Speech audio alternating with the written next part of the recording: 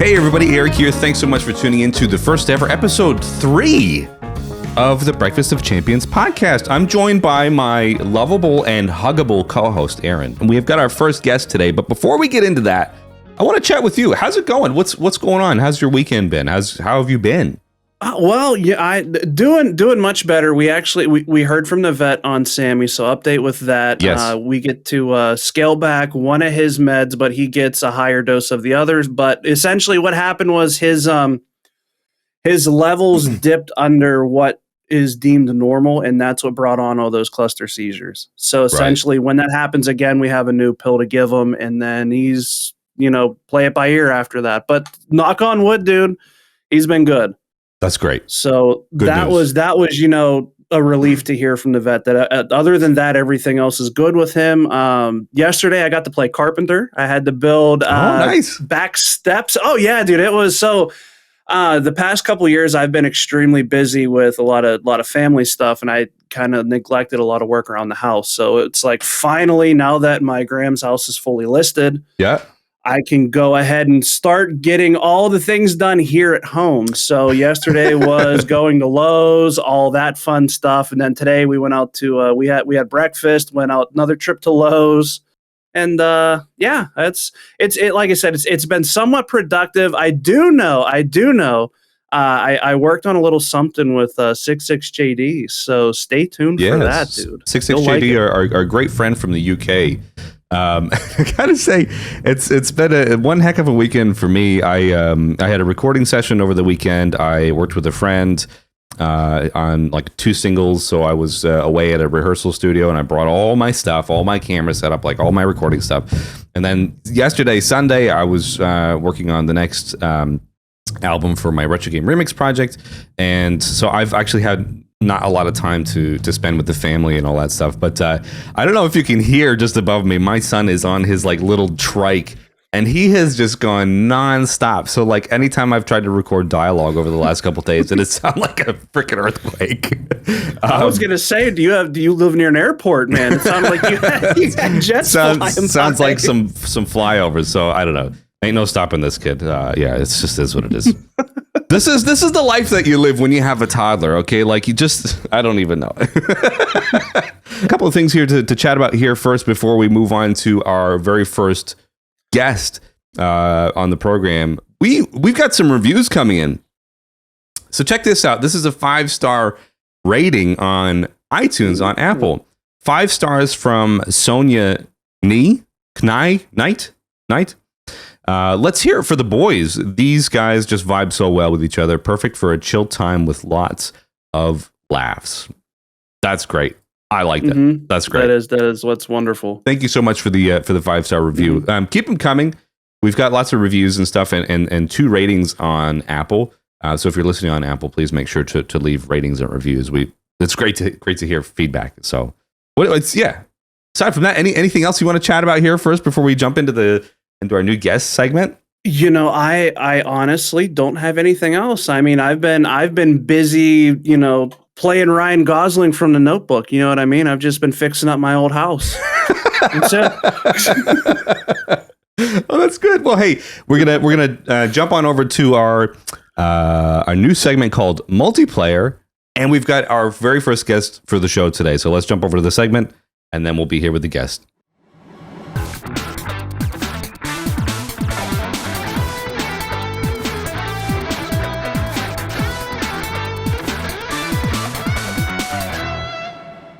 This is our first ever multiplayer segment. So let's go ahead and give a big welcome to my friend Chris from MicroGame in upstate New York. Chris, how are you going today?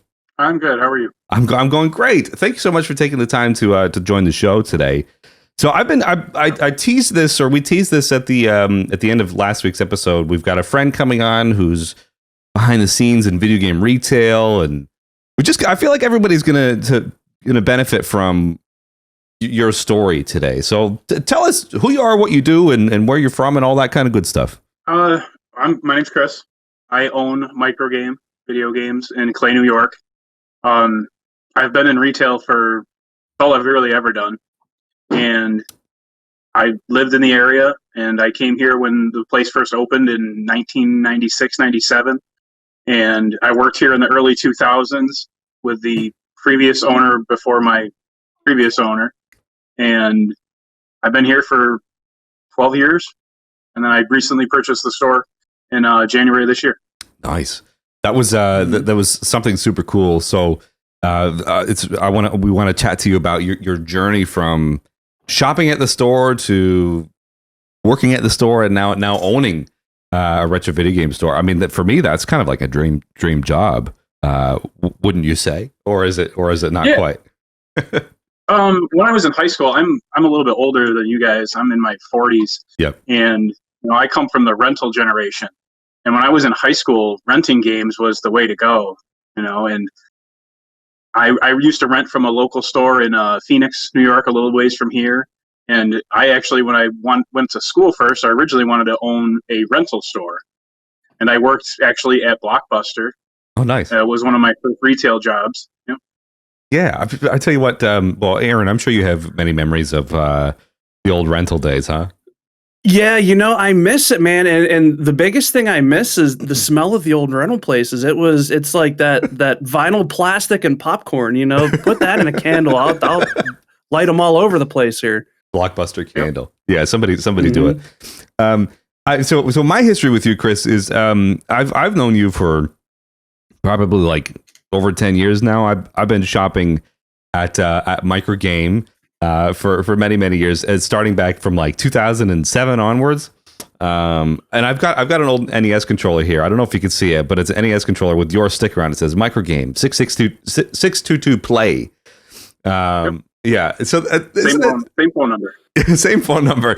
And all my collection has been purchased through MicroGame pretty much. And most recently my holy grails here, Chrono Trigger and Earthbound. So thank you so much for sending those over to me. That was an adventure getting them to you for sure. Oh yeah, I bet that was fun. I tell you what. So basically, what we want to chat about today is your story with video game retail. We've got so many questions lined up for you. But you said it all started with shopping there, and eventually I know you worked somewhere else first before you moved over to MicroGame. So tell us about your stepping stone into MicroGame. Like, what made you actually work there? Like I said, I worked at Blockbuster, and I actually managed a movie gallery as well, and then various jobs in between. And then I actually got a job at the competition at GameStop. And I worked for GameStop for 5 years. And, it's not the working there that was bad. I love the job. It's why I do this still. Dealing with customers was always fun for the most part, except for the ones who want to take advantage of the fact that they knew they could because you were corporate. It's a big difference. Yeah. So with GameStop, I feel like a lot of people love to hate GameStop. And I feel like that's been a really popular thing for many years. Like, a lot of people want to see GameStop fail, and I don't understand it. Like, at the end of the day, GameStop is still like a retail store. There's still people that work there that are nice and genuine people. We had somebody call in last week who manages a GameStop or several GameStops. A friend in the chat, Nerdwire plays right now.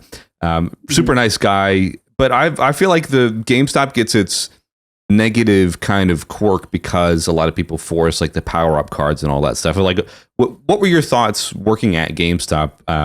Obviously, you loved the job, but did you find that towards the end of your tenure there, you had some sort of distaste for it, or anything like that?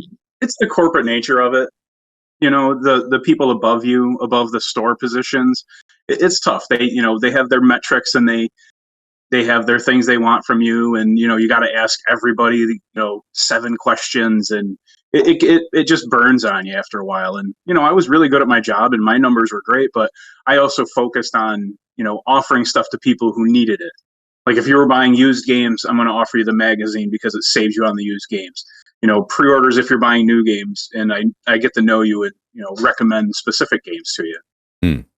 Yeah, and I feel like that's kind of in my experience, something that was lost over time shopping at GameStop, which is why I sometimes I would go out of my way to buy a brand new game at MicroGame, your store, because I just would rather support you guys, and I'm still like literally, I live like halfway across the world. I'm still supporting MicroGame. Yeah, it's awesome. That's great. So, Aaron, we've got a couple questions here. So, why don't you tee up some questions here? We do. So, Chris, what would you say would be your favorite game of all time? I always tell people it's Uncharted 2. Really? Okay. Uncharted 2. I would not have chosen that one. I love older games. I mean, if you ask me, like, it's a hard question because I've played so many games. People just don't understand how many games I've played and how long I've been playing. I've been playing games since I was six. I played Atari. So I've played everything from Pong, and Centipede to PS5 stuff. And trying to say what your favorite game is it's a tough question in general. But then you have all those games. I mean, if you want to talk about games that I've played the most of, I'm not a person who plays games more than once. I did play Uncharted 2 twice. Once on the PS3 and then once on the PS4. And I want to play the no, there's not a PS5 version yet. They didn't do it with that. That's 4 in Lost Legacy. But, it's just the experience, and the newer games is different. You want to ask me what my favorite game from when I was a kid, I'd tell you Tecmo Bowl, Super Tecmo Bowl. Interesting. Oh, nice. Very nice. That's a good one. I have another one here for you. And this is coming from like, I have a very small game collection, so I can only assume yours is pretty vast. What owning the store, actually, I have a lot of games. Yeah, you do. True, very true, very true. So then what would be in your collection, or maybe even in the store, what is your most obscure or something you don't see every day item? Because I have with me here, it sits on my desk all the time. I don't know if my green screen is going to let it, but I have a Wonder Swan. Wonder Swan. Oh yeah. Yeah. So they would have translated those Final Fantasy games. I want the Final Fantasy games that are on there. Yeah, same. I would love to pick those up for the collection. What I have in here now is Neon Genesis Evangelion in here, and I don't read Japanese, so I just sit there and hit the buttons until the beeps and boops make sense. That's awesome. Actually, Eric kind of prepped at me for this, and he asked me to grab some stuff. I actually have the game that's probably the most obscure in our store, right here. Oh no! Oh, nice. Panzer Dragoon Saga for the Sega Saturn. That is very nice. That is that's right. I think you said you've got multiples of them. Oh my god. Oh wow. Oh man, I'd say if I had a Saturn, I'd say, hey, send me one of those. Yeah, right. Same. Yeah, so, one of those is actually mine, and 2 of the stores. Okay. It's still technically in my collection. I've downsized a lot of my games this year. I would say there's a couple of PS1 games that I have here in the store, but most of the obscure stuff is gone. Like there's a copy of Brigandine that we had that I have the only copy I've ever seen of it. Really? And we sold that pretty quick. Wow. Oh wow. Man, that's good. So the story, for those that don't know, Panzer Dragoon Saga is a very rare game from the Sega Saturn, which is the console that came before the Dreamcast. But why is it that it's so expensive? Was that like a low print kind of deal, or super low print? It was at the end of the cycle of the end of the Saturn, and they hadn't even translated it into English. It's subtitled.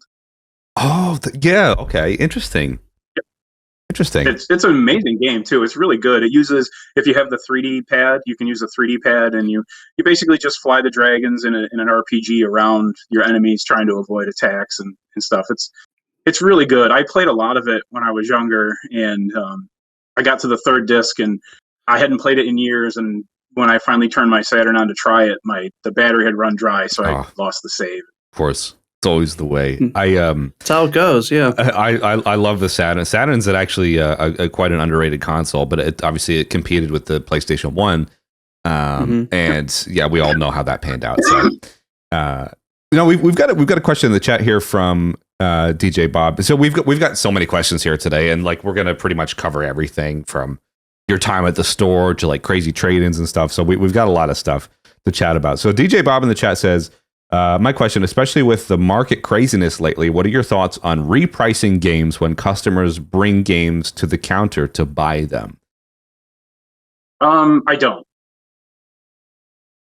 Everything's priced, and the price on it is on it.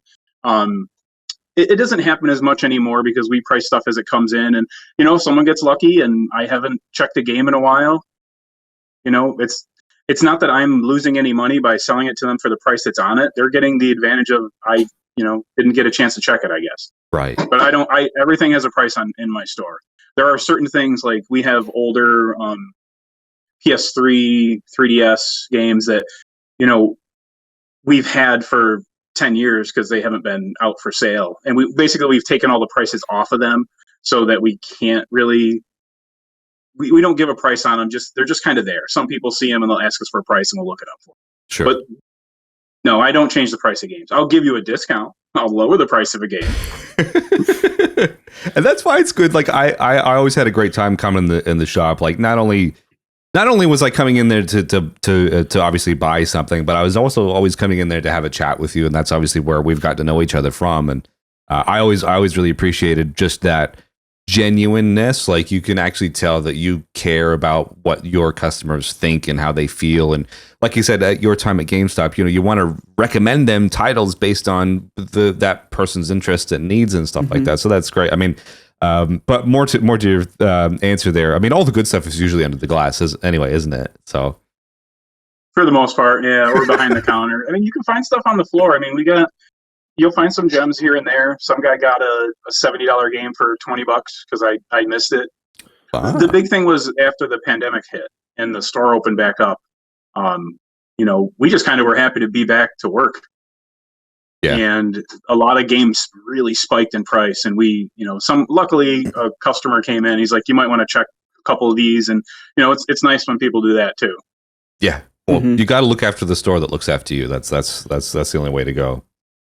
We've got a question here from Marky Mark. What is your opinion of the reproduction market, and has anyone ever tried to pass off a repro as the real deal with a trade-in? They have. It doesn't really work here. I mean, I'm old enough to know they're getting better, but the labels are usually wrong. They're not worn. They're brand new. They're shiny. It matters what generation you're talking about too. Like Game Boy games. If you bring me a cheap Game Boy game, I'm going to give you 50 cents. I don't. If it gets by me or my coworker, it happens. But Pokemon games like Chrono Trigger, they're not hard for me to notice. But for the most part, with the market, some people will be like, "Oh, this is X amount online," or "This is the amount of." Why is it this? Because it's not real. It's fake. It's a repro. We don't generally sell repros. I do have a few in the case, but they are mostly either super hard to find or games I previously sold to people and they brought back because we haven't sold them in a long time.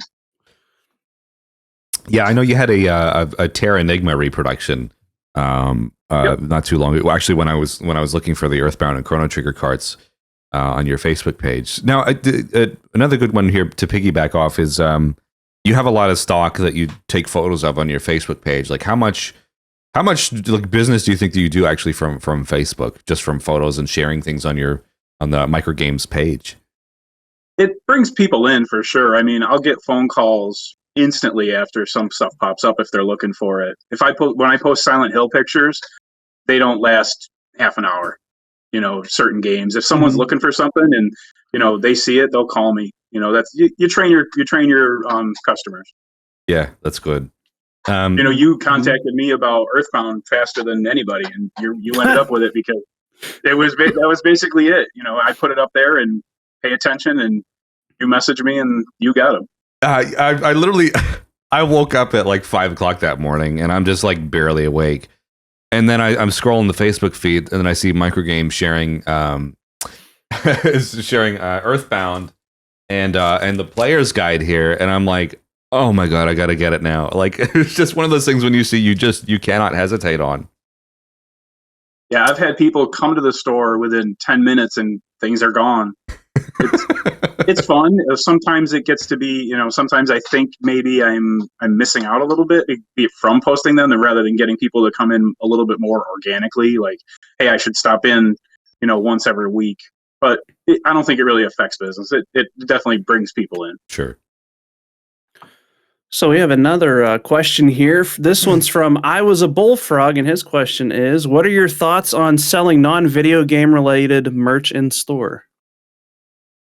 I sell some non-game stuff. Obviously, you can see it's game related, but it's not video games. The plushies behind me, stuff related to video games. I try to stay video game relevant for the most part. We have toys, some toys. It's tough for me because it's what I really know. I'm not versed in a lot of stuff. I like music. Eric's vinyl. Well, look at that. I bought a bunch from Eric. Yeah. And I have them in the store. They're for sale. Oh, wow.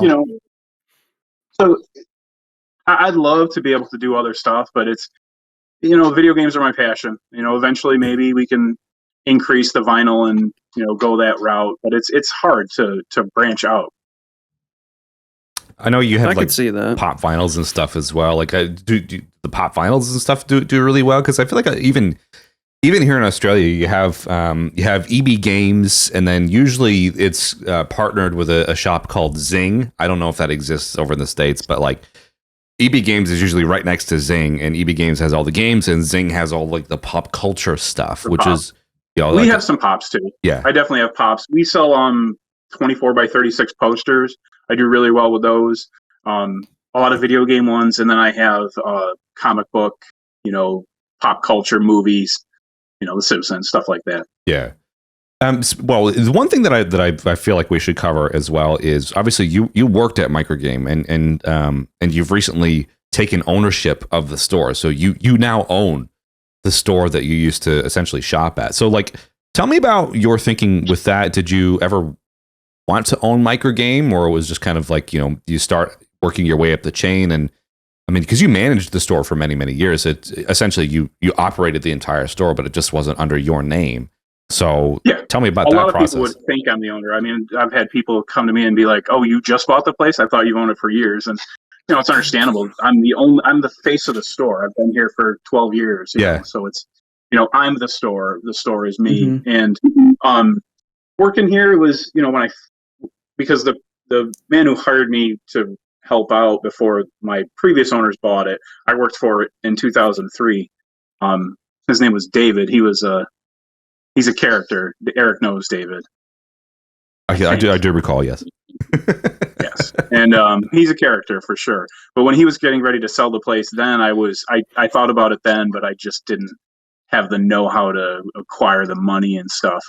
And my previous owners, they were making money off the store. Obviously, they wouldn't have been open or employed me, So they basically asked me if I wanted to buy the store, and I said yes, and we kind of worked things out. And yeah, that's great. I love the idea of working somewhere and working your way up in the food chain, essentially. And for many, many years going into that shop, like Chris is MicroGame. Like you go there to talk to Chris. Like that's your space. So I'm so glad that you made it official and whatever. And this is one thing that I don't know if I've ever shared, but like you actually hired me many, many years ago, but I wasn't able to actually commit because my father was having me help out with like cabling stuff at Syracuse University. So it was like either I do that or I work at MicroGame, and I'm still torn about it because like I really wanted to work in video game retail. Like I'm passionate about games. Obviously I've had customer service experience and all that stuff, and I just thought it would have been a really cool opportunity. So maybe when I do come back home one day, we'll set up a part-time. I love it. It's not easy to find somebody. There's actually only 2 employees, and I have a couple of kids who help me out on the side here and there. Yeah. Because you got to have knowledge a little bit about things back to Nintendo. So you can't unless you're a super knowledgeable kid.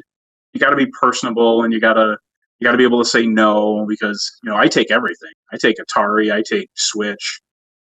So people bring in a lot of trash, and you gotta be understanding and forceful enough, but you can't take everything. Sure. and with that, bringing people bringing stuff in. This question here is from Bearwolf, and they're asking, have you ever had a customer come in to sell a game and they didn't know that they had a hidden gem? Have you ever had that happen? Yeah, you get that a lot. I mean, Really? not as much as you used to, I'd say, but you get it enough. I mean, people know that they have stuff that's worth money. There's actually a GameCube sports game that's worth a lot of money, and it's quite rare. I've only ever seen one copy of it. It's a football. It's a basketball game. I believe it's NCAA 03. And the guy had it, and he had a couple of GameCube games, and I told him his total, and he's super stoked about it.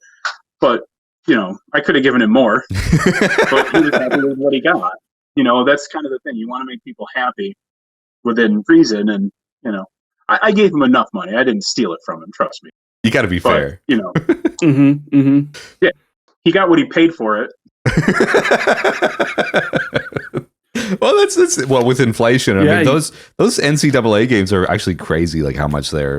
I guess that's another case of like a low print thing, is it? Or that one is super low print. Most sports games aren't worth a lot of money. NCAA football 14 for Xbox and PS3 are worth a little bit because it's the last one until next year because they are making it again. Yeah. And then usually the last game for each console gets a little bit more.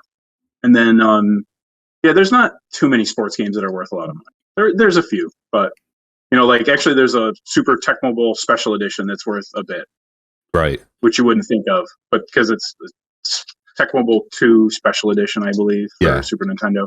Interesting. We got a question here from 66JD in the chat, a good friend from the UK. Question: I'm interested after playing all the systems, what would you say is your favorite system to play? So like you said, you covered everything. So what's your go-to? That's a tough question. It's another generational thing. Like if you're going to force me to play something, I'd probably say PS2 because I could play PS2, PS1 games. I'm more of a Sony guy, because when I was a kid, I played Nintendo, Super Nintendo, and then Sony kind of changed the deal with how games were made and played and stuff. But, nowadays, I really I hammer my PS5. Interesting. I still feel like we're at the point where PS5 doesn't really have many games on it. So PS5 is my son's YouTube machine. So he's watching all the YouTube videos on there. It's a stream box. So we finally got this PS5 and it's just got like games are rolling out. Blippy on it all the time. So yeah, there you go. It's weird the way the games are rolling out. I mean, there's some really good stuff for all the consoles. I mean, Nintendo just keeps pumping it out kind of sometimes. They're getting a lot of third-party support. And a lot of this stuff now is smaller titles, indie titles that a lot of people don't know about. Like last year, a game called Kenna came out. You ever heard of Kenna? Yes. Yeah. Kenna's really good, and that game just kind of got overlooked. Ratchet and Clank Rift Apart was excellent. And they're doing a lot of the PS4 to PS5 things like Ghost of Tsushima, which I'm trying to get through right now because I don't have a lot of time to play every day. So it's difficult with my my kid and work and everything. Yeah.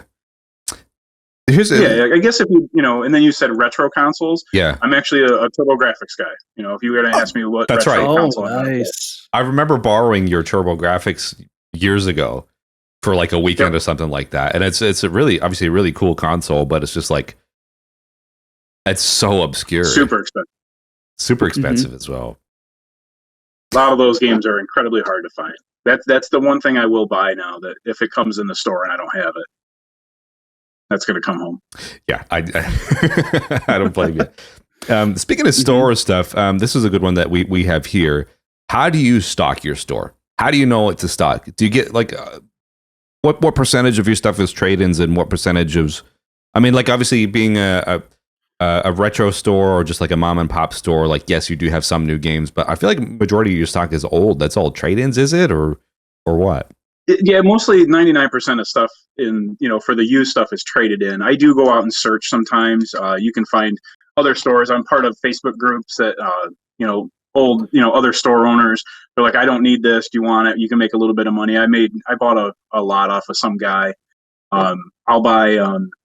So a lot of guys get like generic Super Famicom games. I bought a box of Super Famicom games off a guy for $150. I ended up with like 130 titles, and I did well with those. But Right. yeah, a lot of stuff's just trade in. We do stock pretty much anything new I can get.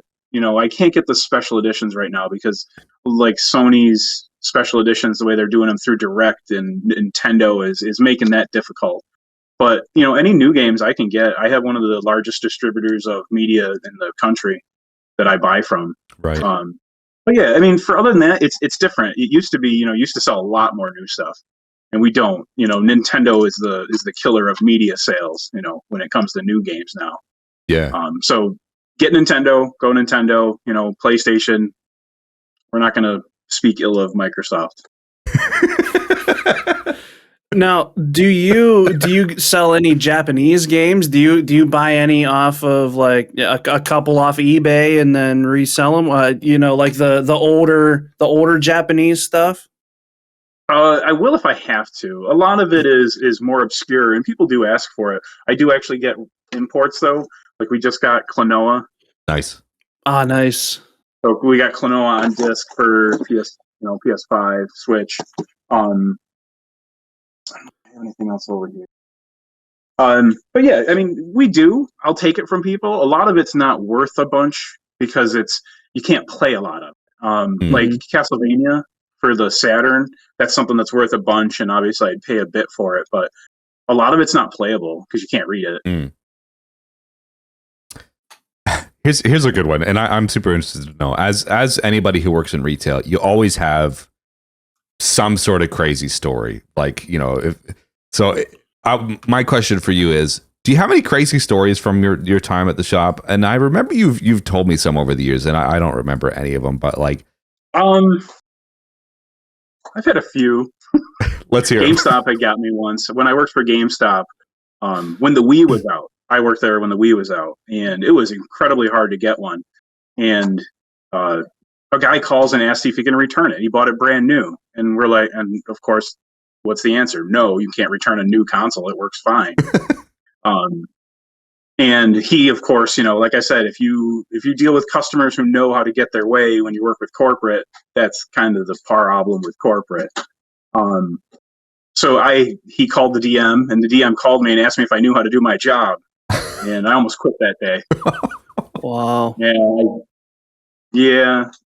I mean, I was obviously friends with the people I work with, and I took because he used to wear the lanyards with your name. I took it off and I threw it at my boss, and I'm like, I'll be back, maybe.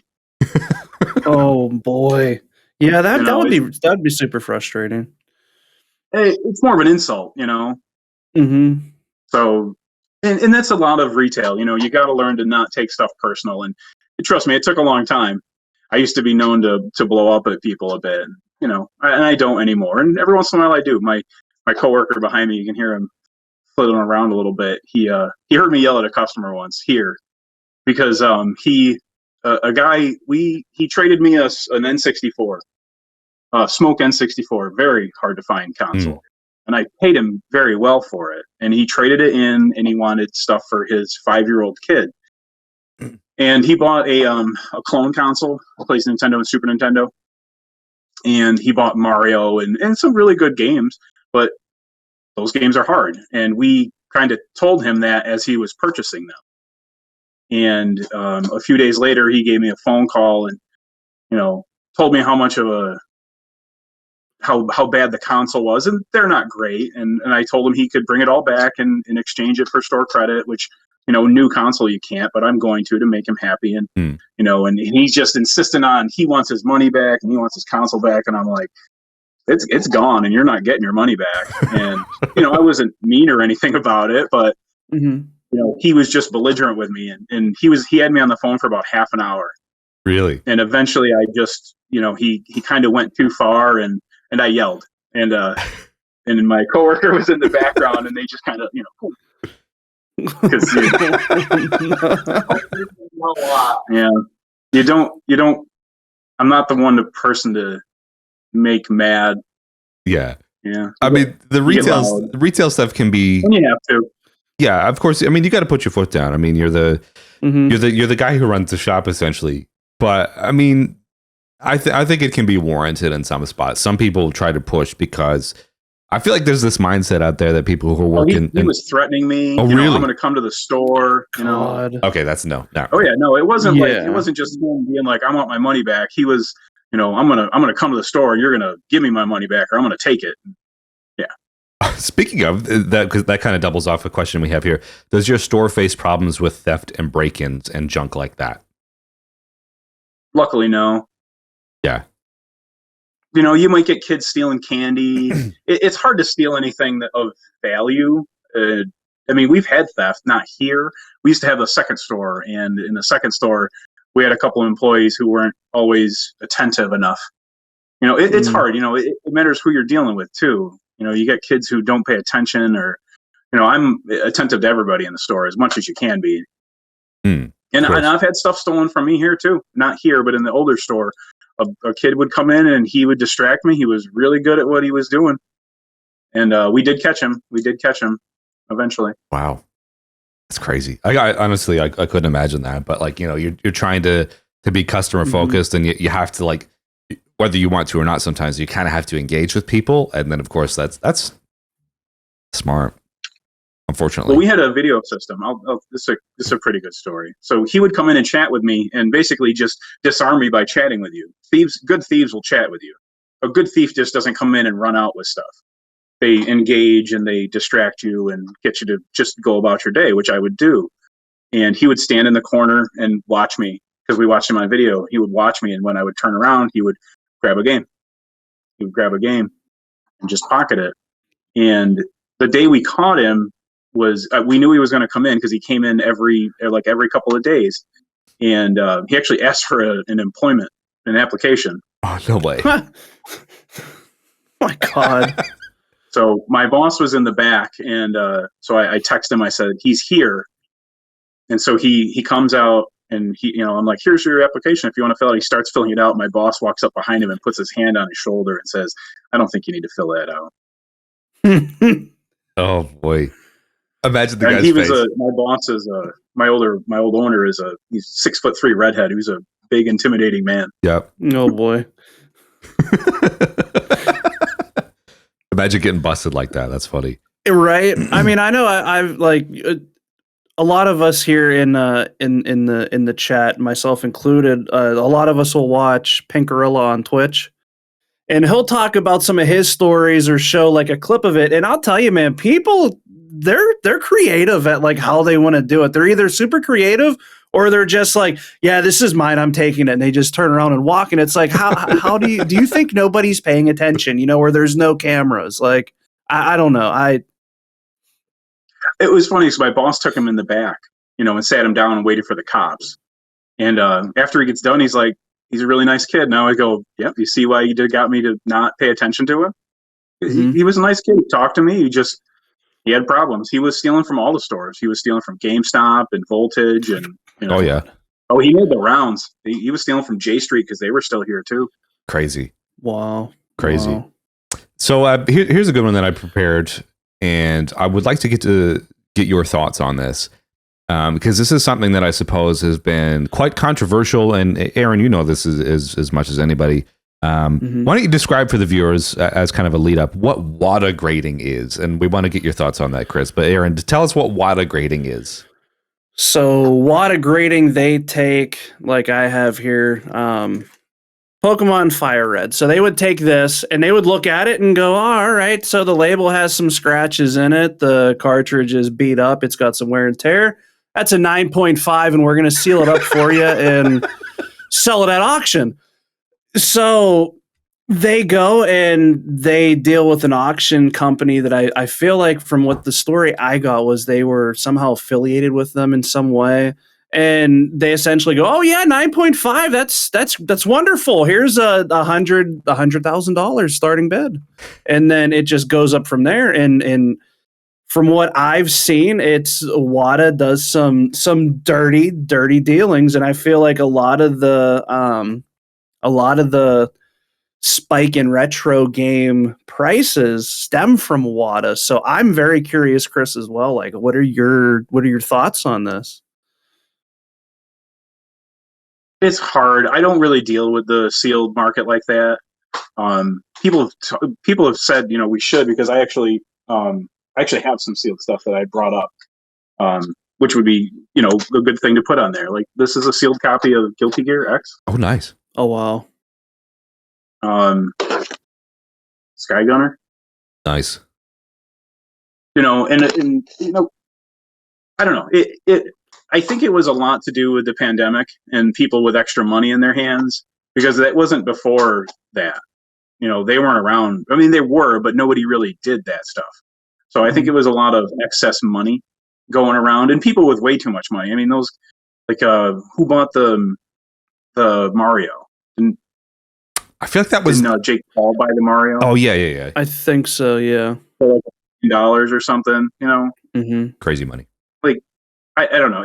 To me, it's kind of silly. We have a couple of guys who would come in and try to buy stuff, and they'd ask me for a deal, and it's like, I'm selling it for cheaper than what the cheapest one is on eBay. You can either buy it from me or buy it from eBay and not know what you're going to get. But True. It's not as prevalent as it was a year or two ago. So I mean, they're on eBay. If you search whatever you want to search, look up Chrono Trigger new and hit highest, and you're going to see a $25,000 copy now. Yeah, maybe 250. I don't know. It's really funny. Like, I feel like the Chrono Trigger I got from you obviously comes in the reproduction case. It has the manual, and I opted to buy the player's guide with it as well. And I feel like you gave me a really fair price for that, considering the inflation on the game. But I saw I'm part of like a Chrono Trigger fans group on Facebook, and somebody was trying to sell like cartridge only and the manual for like $800. Which is a significant amount higher than what I paid for it from you. And of course, like, you want to be fair with market value and stuff, but like, I feel like all of this, the water grading stuff has unnecessarily inflated price of games when they were already high as it is. Yeah. It's hard for me to judge, because I just don't deal with that stuff.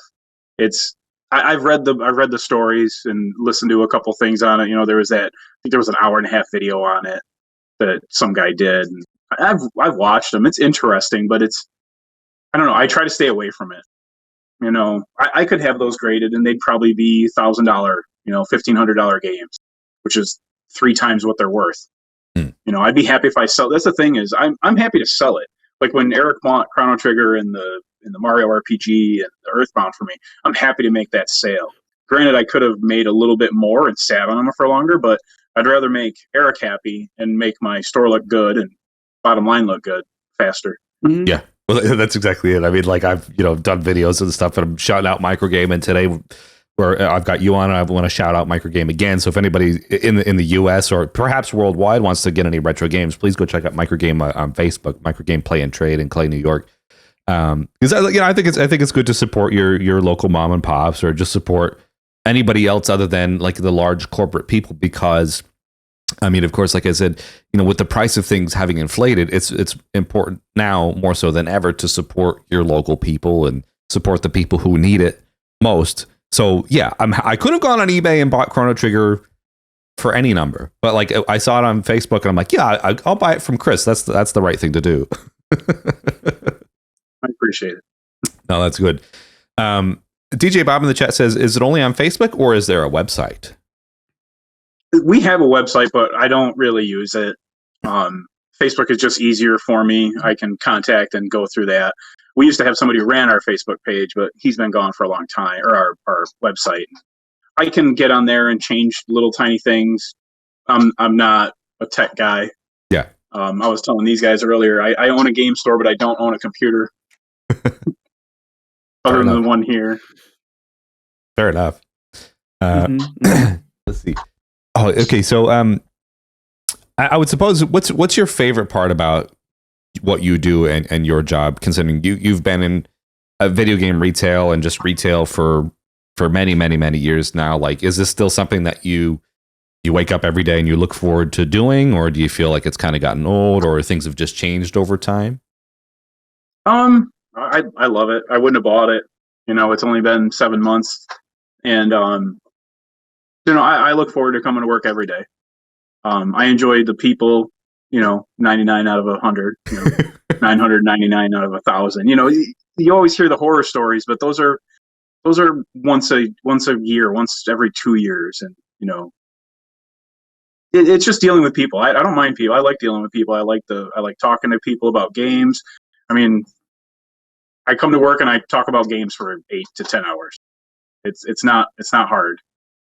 Could certainly think. And I get to buy games and I get to play games, and we've got an arcade machine over here, and just the people that I've met, and I met you 10 years ago, and I've met kids that have gone and left and came back, and they were 3 feet taller than their parents then. So just how long I've known some people in this doing this.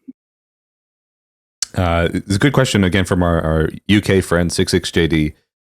Do you get harder to find PSP games in a lot? And also, if you did, would you post to the UK? I'll ship them anywhere, but it's going to be expensive. PSP games are tougher. There's a ton of PSPs out there. People think that Nintendo owned the handheld market, and Sony sold almost 90 million PSPs. That's not a number to not scoff at. But the games are tougher to get. The people who bought them, they generally are collectors or people who hold on to stuff. That's the biggest thing with the business now. It's getting stuff back. With the amount of the way that people play games now and the way people buy games, gaming's still huge, obviously, and it's the way people get stuff, digital, or they buy it offline, and then they hold on to it forever. A lot of games you just don't see.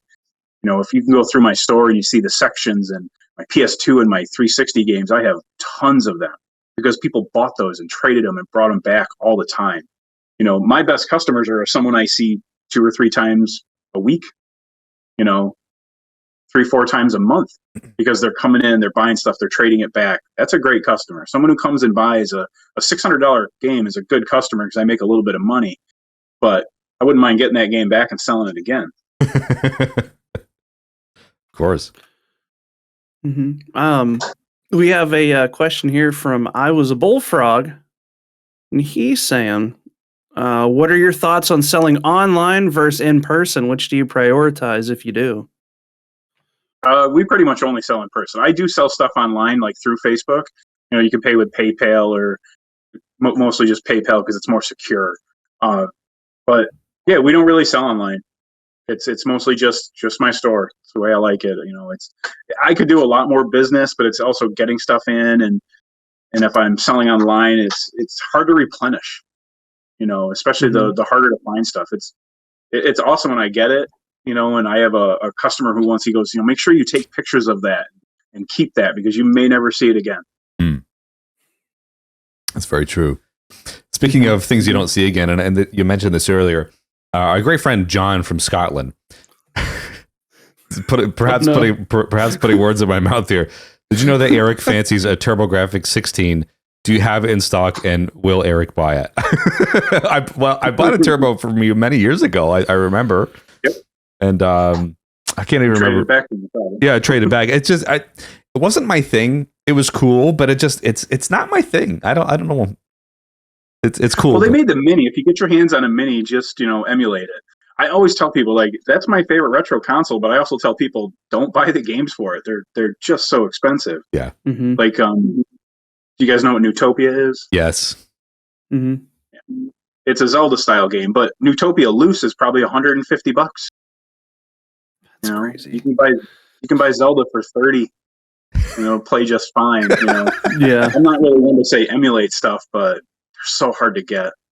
I haven't had a good TurboGrafx trade in a couple of years. Wow. I remember going to your store, just trying to find some more obscure things, like a Master System. I feel like the Master System wasn't really popular in the States because obviously that was really big in Europe. Yeah, it was huge in Europe. Mm-hmm. You can find them dime a dozen here in Australia because everybody. I feel like everybody here, it was like an Alex Kidd. Everybody played Alex Kidd, but in the States, who's Alex Kidd? I don't know. The guy who hosts Jeopardy. I don't know. But the second Master System stuff, it was very, very obscure to even find that in your shop. So What's some of the more obscure things that you've sold over the years? Master Systems. We sold a Jaguar with a CD add-on. Neo Geo Pocket Colors. Nomads, Sega Nomads. They're quite obscure to get. Yeah. Atari Lynxes. You get those every once in a while. It's getting harder to get like Ataris and television and Colecos because Eric bought a ColecoVision from me when he was here once too. Yeah. And they're getting harder to find and harder to find working, especially the controllers are getting really bad. I don't know, the most obscure game is probably the stuff we have right now, the Panzer. That's super hard to find.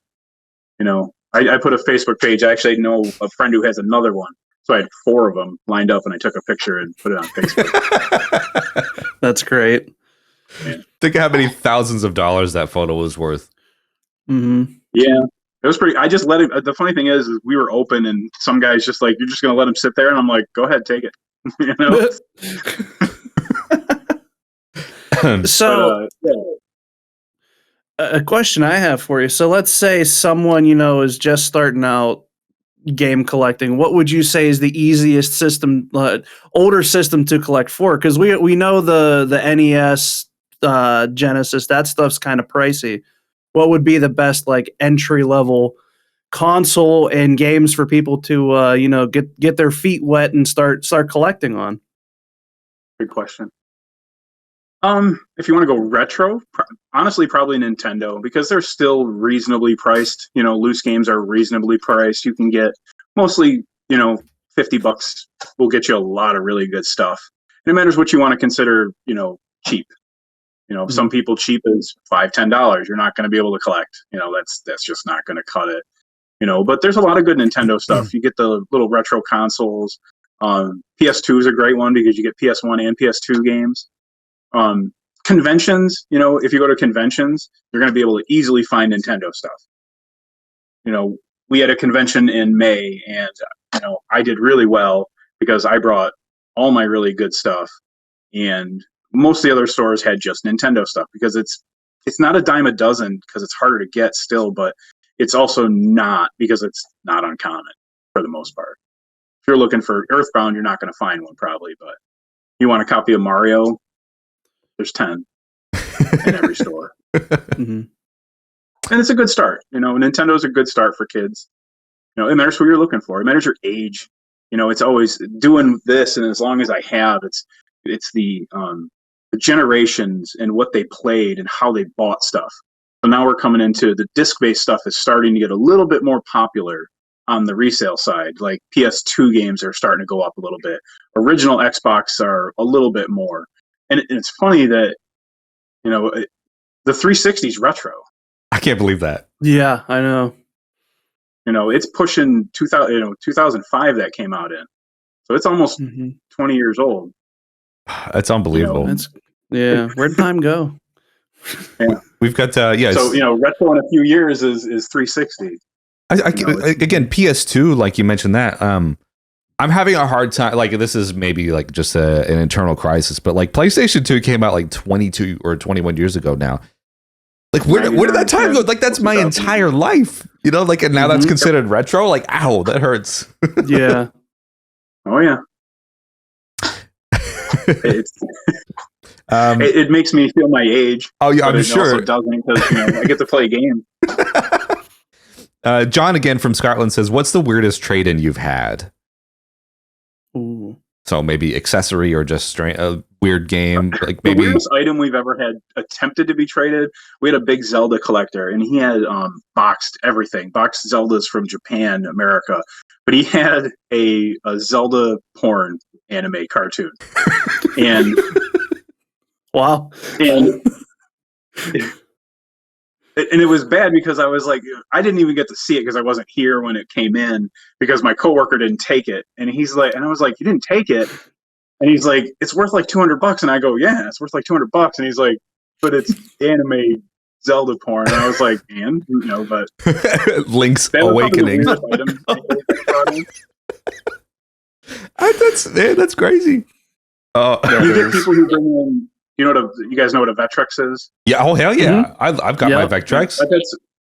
Had a couple of Vectrex come through. Those are odd. People carrying a TV. I Here's love my that. game console. I love the Vectrex, man. I love my ColecoVision, but I love the Vectrex. The Vectrex is so cool. For those who don't know, Vectrex was essentially the first attempt at making like an arcade system for your house. So what it was like a little kind of vertical CRT TV that had two built-in controllers, and you would put your cartridge in, I think in the back or on the front, and it had these little overlay screens. So they were like plastic overlays that changed the color of the television. So depending on, it was just black and white. Yeah, it was vector graphics. It was so cool. Mm-hmm. I love that system. Nobody knows about it. They're really neat. I mean, we had one that came in and actually had a couple of the layovers. The layovers are so hard to get. Yeah. Mm-hmm. We've got another one in the chat here from Silent Brook. Are 3DS games going up since the eShop is closing? Not because of the eShop, but just in general, yeah. They're getting... This goes back to the GameStop thing. So when people hate GameStop, I'm not a big fan of GameStop, but when GameStop stops carrying something, I make a lot more money. And people also complain about why the prices of stuff have gone up, because you can't walk into, there's 4,000, 4,500 GameStops in the States. You can't go into those stores and buy 3DS games anymore. You can come to my store or you can go online. True. So it's true supply and demand now. Instead of GameStop having all the games, they're out into customers' hands, and unless they're selling them in a visible place, prices go up. We've got. I actually bring it over. We've got a Phoenix Wright game for the 3DS. It's $180. Wow. Man. 3DS That's prices crazy. like that. Mm-hmm. That's insane. Yeah, I mean the Pokemon stuff kind of got nuts, and those are DS games though. But the Pokemon White 2 and Black 2, you get a box one of those or the Soul Silvers complete. You're looking at $250. Mm-hmm. Yeah, the Heart Gold and Soul Silver. I've been seeing them creep up on the Facebook Marketplace here, and they want $300-$400 for a complete in box one with like the Pokewalker accessory. Oh, there you go, Phoenix Wright. Look at that. Wow, crazy. Mm-hmm. See, that would have been on shelf at a GameStop maybe 5-6 years ago for like $30-$40. Yep. Yeah. Yep. And that's, I don't mind it. When they stopped carrying 360 games, I was selling games for $1 because you got to because they're everywhere. And if I'm not selling them for $1, I'm not going to sell them. When they stop carrying those, it's like, yeah, I get to sell things for $5 now. In all honesty, the one of the biggest things with the rise of price of some of the older games and some of those games is shipping. Like if you go on eBay and buy something, it's you can't buy a game for $2 with $1 shipping anymore. You're looking at minimum $6-7 because shipping is $4. Mm-hmm. I know. Believe me, it's like even here. I mean, not totally relevant to games, but there was a point where we were collecting Hot Wheels, and it was like maybe $5 a Hot Wheel with $9.99 shipping. Like that's the flat rate shipping that you can do here. So it's just like everything, as we know, over the last couple of years has gone up, and this is what we've been interested to learn about, like especially with retro games and your store pricing and all that stuff. But your store pricing for brand new games has always been like at least $2 or $3 cheaper than GameStop, which is why it's always worth it to go out of your way to go to MicroGame, of course. Yeah, if you're under $40, I usually keep them at the same price because there's no margin on them. The price plus shipping of games has gone up a little bit even for me. But yeah, I sell a game for $57.99 or $47.99, so you can save a couple bucks definitely. Yeah, of course. And we competitively price as much as we can. I can't match sales because that's just a money loss. When Walmart or those guys are selling games for half price, buy them from them. I'll buy them from them and put them on my shelves and wait for the price to go up. Then I can actually make money. Well, people are, you look at a game that's $60 and people are like, oh, you must make a bunch of money. I make about $8, maybe. People don't realize the cost of doing business. Like, they just think it's, well, obviously there's the manufacturing cost for the game, the distributor or whatever sells it to you. And then you sell it on to the customers. So like you have to be able to make something to keep your lights on, essentially. So Mm-hmm. We don't make a ton of money on new stuff. It's basically just here to get the old stuff. yeah, of course. Any final questions here for you, Aaron? I do. You're gonna have to cover your ears on this one, Eric. Chris, what's your favorite game OST? Oh, oh God. Well, it's not going to be Earthbound. Probably Final Fantasy VII or Symphony of the Night. Oh, Nice. Mm-hmm. Yeah. Another. Well, actually, I've got 2 vinyls sitting here because one of them is also one of my favorite. Eric's is really good. Oh, look at that. This is something amazing. Stardew. Yeah, Stardew is really good. Yeah. So it's 4 discs, and each disc is a different color for the seasons. Nice. Wow, that's cool. Yeah, those are cool. But music in game is key for me. Like when the 360 came out, it was funny. Or even it was on the Xbox too. I think you could import your music, and then people would like shut off the game music, and it just blew my mind. I was like, why? Like to me, the game music is half the game. I used to do that for Grand Theft Auto Vice City on my original Xbox. Like I had stuff imported that I would play, and same thing with like Project Gotham Racing 1 and 2. PGR. Yeah, great series. Racing games, I get that kind of. You can't do it with Gran Turismo because that's just great music. Yeah. Mm-hmm. But certain games, like I'll listen to music when I'm playing. I play a lot of Madden and sports games and stuff like that. But I just love the immersiveness of music in games. Even Fallout, the Fallout soundtracks are great. Yeah. I actually got into vinyl collecting because I wanted to just really collect music or game music, and it's tough to get a lot of it. It's a difficult hobby. It's worse than game. It is. It is. It's very pricey as well. Like I have aside from the ones that I've made, maybe like 2 or 3, and then plus one that you sent me, which was a Chrono Cross and Chrono Trigger themed one called Parallelis, which is really cool. Yep. Like I love that. That's great. I had that on the other day. But I don't really go out of my way to listen to in-game music. But like you said, Final Fantasy VII is one that I would definitely like put on, and I have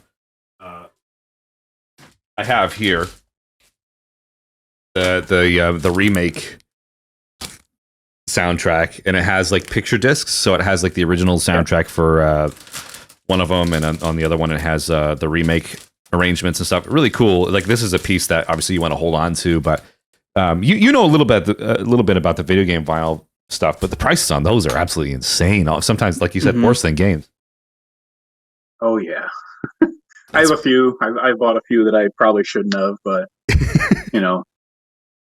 it's one of those things. I didn't get out of game collecting to do that, but I definitely enjoy the vinyl collecting. It's different.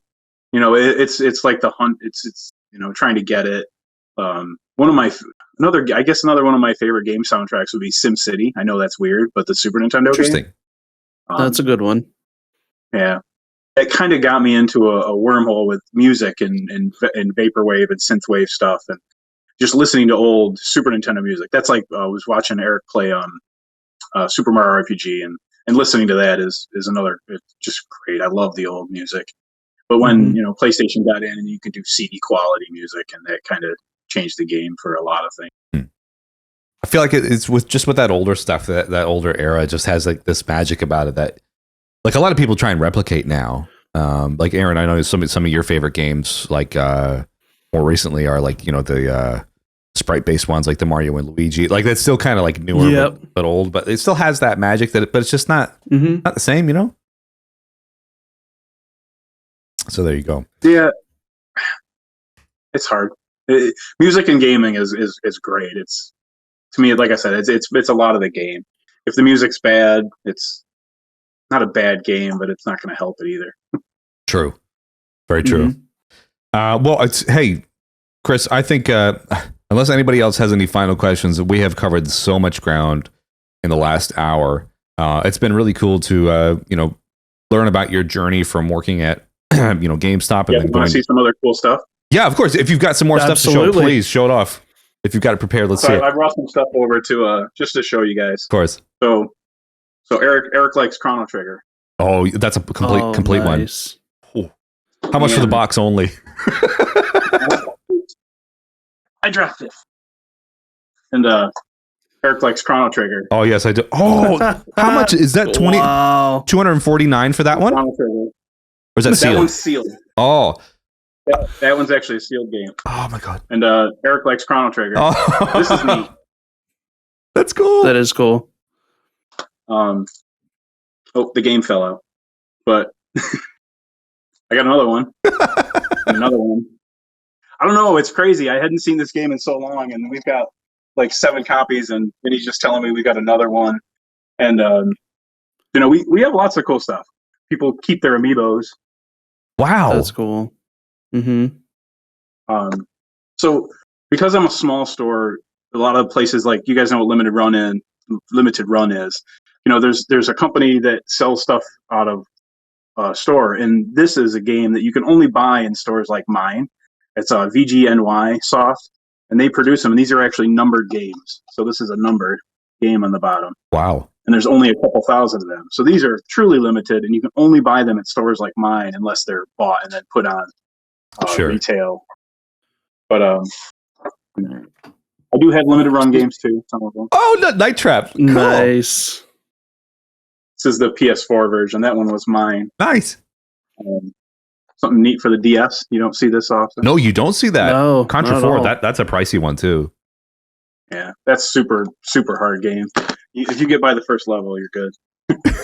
This is an expensive Game Boy game we have. Wow. Oh, look at that.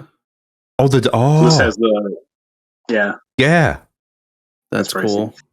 but it's got the box and the thing in there. And I have a few more boxed Pokemon games. Oh, Oh, I remember. Man. I remember trading into you my box collection of Pokemon games for a PS4 many years ago. Boy, I regret that. So this is, I've shown you some expensive games, but this is the most expensive game I have in my. Wow. What's the that's cool. Kirby Superstar? What's the price on that one? Mm-hmm. Not $14.97. This is the only sealed one on eBay. We have it on eBay for $2,000. Yeah. Wow. My God. A pretty cool PS2 game. Oh. What's that one? Rule of Rose. Rule of Rose? Oh, okay. Some PS2 collectors or PlayStation collectors probably know that one better than me. It's a horror game. The horror game market kind of got crazy a couple years ago. Expensive Wii game. I've heard this is a friendship killer, but I don't have friends. So it doesn't matter then. I've got an inbox Super Scope. Oh no! I That's sweet. I saw the page post that not too long ago. That's great. Oh, that's so cool. Mm-hmm. We actually have two of them. The other one's not in as nice of condition. Oh, Really nice. So this is a smoke. This is what I was talking about with that guy who said he was gonna. yeah. And the fire orange, they call them. That's These are the nice. orange controllers. Yeah, we get some cool stuff. Just a plushie. Mario plushie. And we got one of these. I have a picture on Facebook of me when the first time we got one of these guys in. These guys are huge. The Bowser plush, man. It's a big one. Yeah. He's sitting up here. You can see him, and there's a smaller one next to him. Yeah. But, yeah, we have a lot of fun here. I had a lot of fun going in there when I lived back in the States. I would go there every weekend, and I would sometimes ask my parents for money just to go get like some Sega Genesis games and stuff. But like honestly, majority of my collection comes from MicroGame. So like if anybody listening or after the fact wants to check out MicroGame on Facebook, MicroGame Play and Trade. Obviously, just message and ask for Chris if there's anything that you're looking for. Please hit him up. Support the shop. Support the owner, the brand new owner, as well. So I think it's been a great chatting with you, Aaron. Do you have any final thoughts and questions for Chris? Or I pretty much asked that and brought up everything I wanted to, dude. It's been awesome talking with you. Yeah. Thank you. No, we appreciate your time. And again, everybody check out MicroGame Play and Trade on Facebook. Go like the page. And we appreciate your time. So we hope you have a great week, a very lucrative week. And I hope somebody buys that Kirby Superstar, because I tell you what, I would. But, you know. Yeah, you're eyeing up all those Chrono Triggers. Now you're going to be looking for a DS Lite. Don't do it to me, man. Like I'm done. Play it on the go. Yeah, I can play it on the go. Well, Superboy. Very good. Well, Chris, we'll love you and leave you. And I'll chat with you, Chris, on Facebook and stuff afterwards. Just to say thank you again. Look forward to it. Cool. Very good. Thanks so much, Chris. We'll chat soon. Thank you. Ta-da.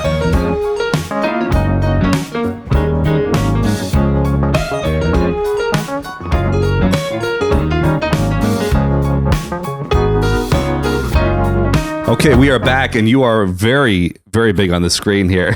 I am. I'm here. The almighty Kitsune bites. That was so great chatting with Chris. That was a really wonderful chat. I've honestly, there's so much insight that I learned about. And Chris is, like I said to you before we even got on, Chris is such a nice guy. Sorry, I'm just like resizing your video. Oh, you do your thing. Sorry.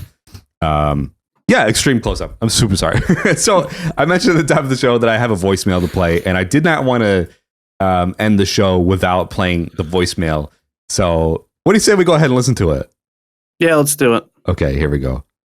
I don't know who this is by or who this is from, but we're just going to play it.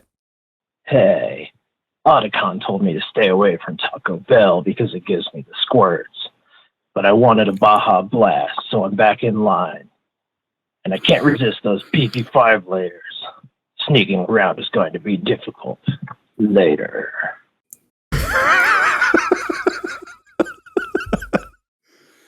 Man, was that the Hamburglar of Taco Bell? You heard it here first. Solid Snake is in line at Taco Bell to Baja Blast.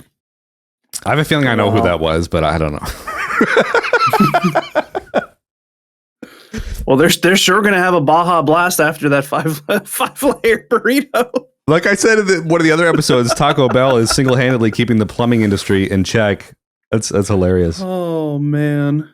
Well, what are your closing thoughts here for episode 3? Do you think we had a good one? Do you think we learned a lot? We definitely learned a lot. It's kind of cool to see a look inside the the slight inner workings of a retro game store, because there's some around me, but they're so spaced out that I have yet to get a chance to actually go to one. So my only go-to game shop is GameStop. Yeah. I mean, the GameStop does dabble in some older stuff, though, don't they? Like, not too much, but you know. Yeah, they do, but I mean, it comes at a cost. For sure. Absolutely. Well, those listening after the fact, thank you so much for listening and tuning in. Just remember, you can listen to the show on Spotify and Apple. Also, I want to give a quick shout out here to somebody that goes by the name of ugame.au on Instagram, and he also runs a game store. It's kind of like a reselling thing here in Australia, and I've traded some things in there before. And I got a message the other day that said, "Hey, Eric, just wanted to say, great job on the podcast. Kept me entertained for a couple of hours on the road today with the first 2 episodes." So even we're making waves in Australia here. Look at that. Love that. So good. So thank you. Continue listening. Please rate on iTunes and all that stuff, and keep sharing, keep listening. We're doing really great, and I look forward to it every week. Mm-hmm. Same. I do too. Very good. Well, what do you say we cut the episode there? We're gonna those watching live, stay tuned for the post show. But for now, I think that's it. Yeah. Okay. We'll see you on the other side. See ya.